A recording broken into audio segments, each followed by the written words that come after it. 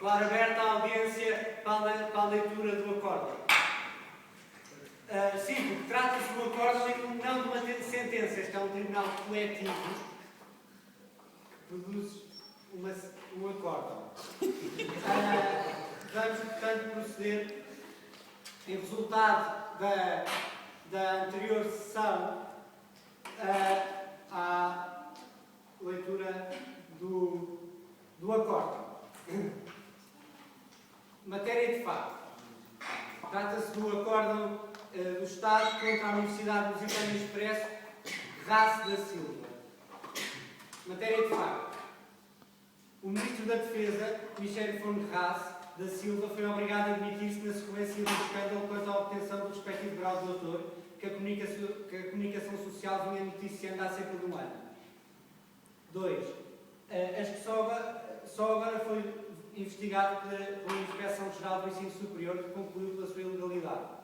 3. Em causa estava tanto a verificação do alegado plágio no conteúdo da tese de doutoramento, como a verificação de irregularidades várias na parte escolar do doutoramento, em que todos os créditos, menos um das disciplinas frequentadas, tinham sido obtidos através do reconhecimento de atividade profissional considerada equivalente e em que a única disciplina a que submeter a exame final tinha sido realizada através da prestação de uma prova oral, quando o regulamento da Universidade exigia a realização de um elemento escrito de avaliação.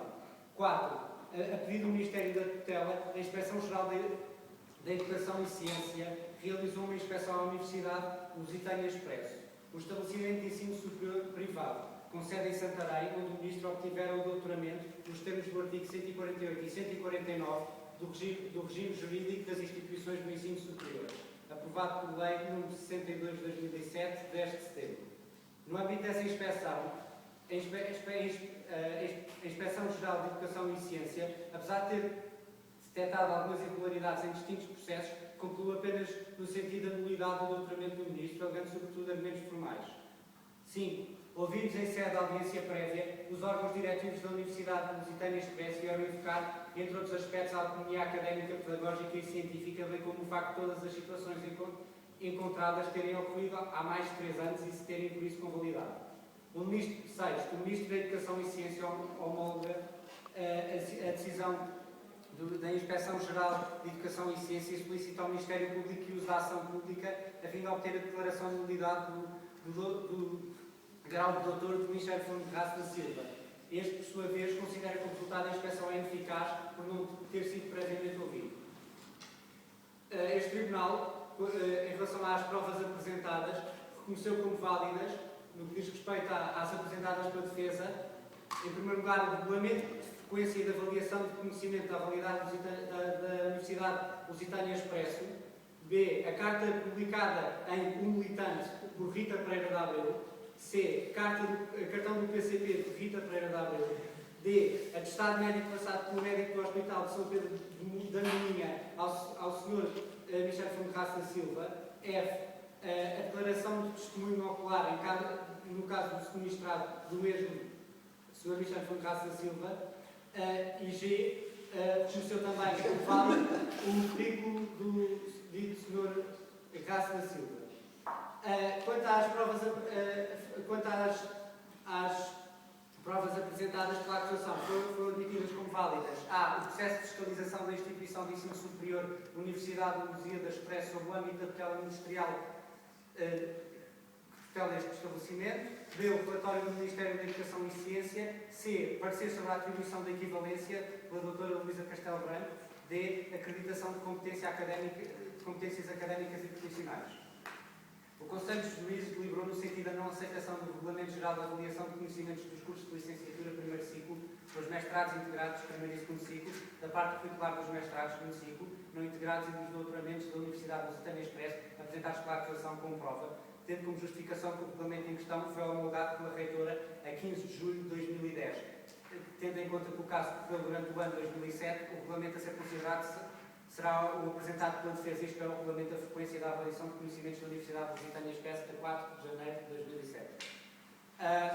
O Conselho de Juízes aceita o currículo do Sr. Race da Silva, apresentado pela defesa, tendo este sido aprovado por unanimidade pelo Conselho de Juízes.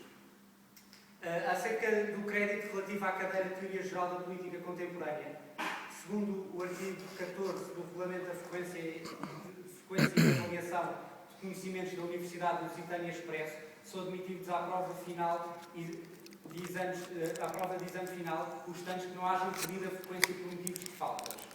Tendo em conta que a defesa alegou o Estatuto de Trabalhador Estudante e que não houve qualquer protesto ou prova em contrário por parte da acusação, o Conselho de Juízes delibera no sentido de dar o facto comprovado. Assim sendo, não é relevante a assiduidade ou falta dela alegada pelo professor Dr. Afonso Ramos Ascensão, pois, de acordo com o artigo 41, número 1 do Regulamento da Frequência da Avaliação de Conhecimentos da Universidade Lusitânia Expresso, não são aplicáveis aos estudantes admitidos ao regime de avaliação que tem o Estatuto de Trabalhador Estudante e que se façam depender e que estejam dependentes do aproveitamento da frequência com um número mínimo de aulas por cadeira frequentada. Assim sendo, o Sr. Foncaça Silva foi bem admitido ao exame final da cadeira de Teoria Geral da Política Contemporânea. De acordo com o artigo 2º, número 2, a linha A do mesmo regulamento, a avaliação final abrange a apreciação do aproveitamento dos estudantes ao longo e no tempo da frequência de cada disciplina, designadamente em exames finais críticos. Ainda mais, o artigo 13, número 1, refere também que o exame final consta de uma prova escrita. No entanto, de acordo com o artigo número 29, número 1 do mesmo regulamento, mediante a autorização da direção, podem realizar exames em chamada especial ou de coincidência os estudantes que, tendo faltado a alguma das provas, comprovem documentalmente o impedimento por motivo de, entre outros, internamento em estabelecimento hospitalar. Foi apresentado ao Conselho de Juízes um atestado hospitalar proveniente do Hospital São Pedro da Moinha e uma declaração de testemunho ocular em caso de sinistrado, que demonstram que o Sr. Foncaça da Silva esteve envolvido num acidente de viação do que resultou uma fratura na mão direita, com um período de convalescença previsto de 30 dias, por um médico do mesmo hospital. Assim, e atendendo ao testemunho da reitora Maria Luísa Castelo Branco, o Conselho de Juízes considera que a direção aprovou esta prova testemunhal, o que resultava no possível acesso do Sr. Foncaça da Silva à referida chamada especial. É dado como facto provado que o exame final à cadeira de Teoria Geral da Política Contemporânea foi realizado através de prova oral, realizada pela reitora Luísa Castelo Branco.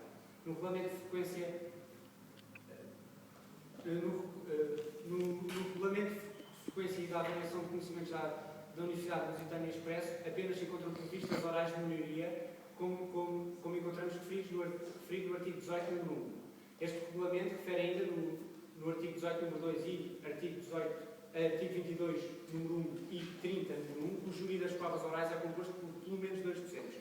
Não obstante, o já referido 29, número 1, refere uma chamada especial, como o nome indica, por ser especial, e o Conselho de Juízes permitiu-se fazer uma interpretação extensiva do conceito e entendeu que o conceito excepcional, que as regras são alargadas e, portanto, podem contradizer a norma geral e, por isso, nada indica que o exame oral não pudesse ser realizado pela reitora, ao contrário do regulamento popularmente previsto. Assim sendo, o Conselho de Juízes delibera no sentido da não irregularidade do exame final à cadeira de Teoria Geral da Política Contemporânea. Esta deliberação foi aprovada por unanimidade com 7 votos a favor. Acerca das equivalências. Em relação à inspetora Rita Pereira da Abreu, foi apresentado um documento retirado do sítio da internet do Partido Comunista Português, em que se demonstra ser acérrima defensora do afastamento do então Ministro Foncaça da Silva. Citando: este senhor que oprime diariamente os nossos trabalhadores tem de ser afastado por estudo do Estado.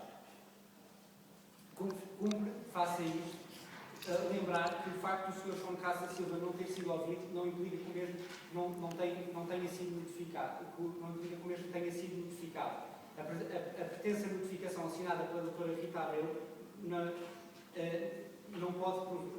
pode ser provada como tendo sido enviada ao Sr. Foncaça Silva, estando, portanto, justificada a não audição do mesmo senhor. Assim sendo, o Conselho de Juízes considera que a participação de tal inspetora no processo de investigação da validade do doutoramento o Sr. Fonte Raça Silva viola o princípio da imparcialidade previsto no artigo 6º do Código de Procedimento Administrativo. O Tribunal frisa que tal conclusão versou não sobre a ideologia política da inspetora, mas sobre as declarações de ataque pessoal ao Ministro que esta efetuou. O Conselho de Juízes deliberou sobre esta matéria em unanimidade. Relativamente às capacidades da reitora Luísa Castelo Branco,